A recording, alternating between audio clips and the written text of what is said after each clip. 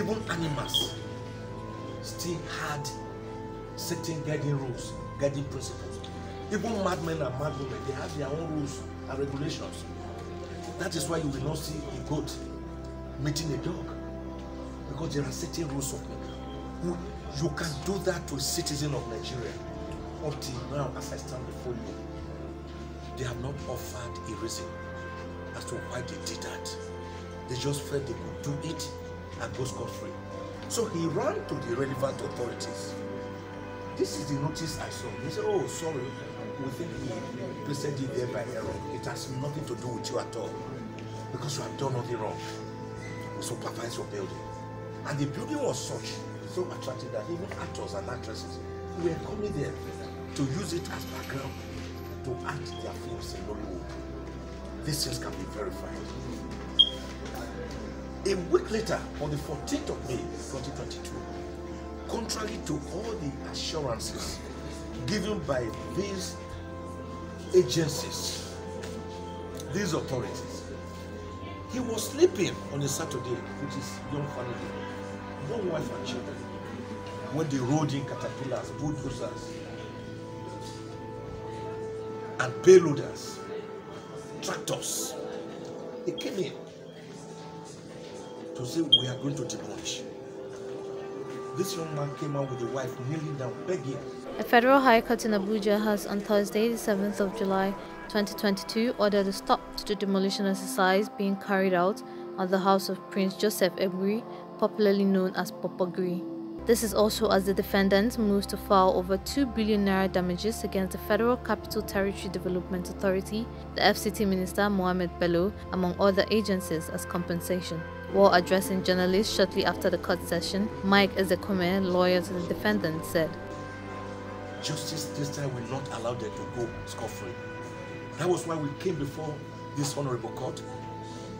Justice Abaza, filing 2 motions, one for interlocutory injunction and one ex parte for interim injunction as prescribed and dictated by the Supreme Court of Nigeria in the case of Odoye versus CBN.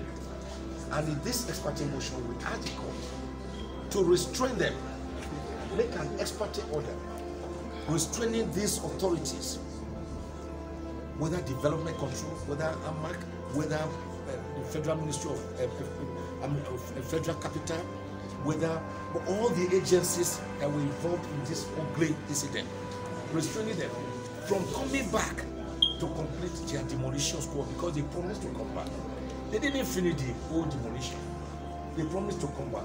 Ezekome stated that the demolition had no legal backing, as the house got necessary approvals with the right authorities before building commences. In a phone conversation, Kpokpogri told our correspondent that the Federal Capital Territory Administration monitored the construction of the building from foundation to completion. The demolition of my property was ordered by people who approved the building, came to rejoice with me during my housewarming. When further asked why his house was demolished in May, he alleged that the FCTA claimed the house lacked necessary approvals for building on the highway. His lawyer noted that justice may be slow but will eventually prevail. He added that his client, who used to be a landlord, has become a tenant.